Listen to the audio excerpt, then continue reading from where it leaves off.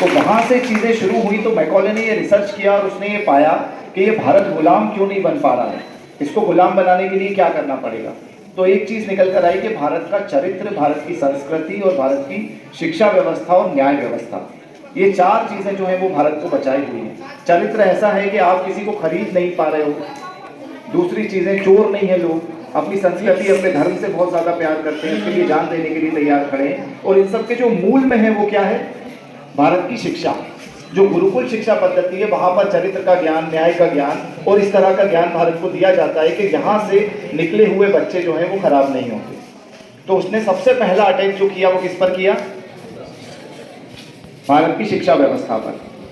तो उसने ये बोला कि हम ऐसे स्कूल खोलेंगे जहाँ से निकलने वाला बच्चा ना अपनी मातृभाषा जानेगा, ना अपनी संस्कृति जानेगा, ना अपना धर्म जानेगा। वो सिर्फ क्लर्क बनने के लिए या फिर प्यून बनने के लिए जो अंग्रेज़ों की नौकरी करेगा, ऐसा एक बच्चा हम यहाँ से निकालना चाहते हैं। चरित्रवान सम्राट यहाँ से नहीं निकलने चाहिए, चंद्रगुप्त नहीं निकलने चाहिए, अशोक नहीं निकलने चाहिए, विक्रमादित्य नहीं निकलने चाहिए। तो इस तरह की एक शिक्षा व्यवस्था डिजाइन करी कि बच्चा सिर्फ रटता रहे। एक किताब का सिलेबस बना के हम उसको देंगे, उस किताब से बाहर एक घोड़ा देखा है आपने, तांगा, उसको ऐसे करके आंख पे लगा दिया जाता है तो वो सिर्फ सीधा देखता है, इधर भी नहीं, इधर भी नहीं, इधर भी नहीं, इधर भी नहीं। अब आप मुझे बताओ, शिक्षा जो है क्या वो सिर्फ किताब से मिलती है? आपके परिवार से आप शिक्षा लेते हो, आपके संस्कारों से आप शिक्षा लेते हो, आपके मित्रों से आप शिक्षा लेते हो, आपके गांव में आप शिक्षा लेते हो, आप खेलते हो तो भी आप उसमें शिक्षा मिलती है ना।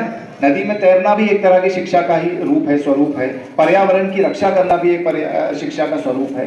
अब मैकॉले ने क्या करा, एक ऐसा सिलेबस डिजाइन किया जिस सिलेबस के अंदर, जिस पाठ्यक्रम के अंदर आपको किताबें रटाई जाने लगी।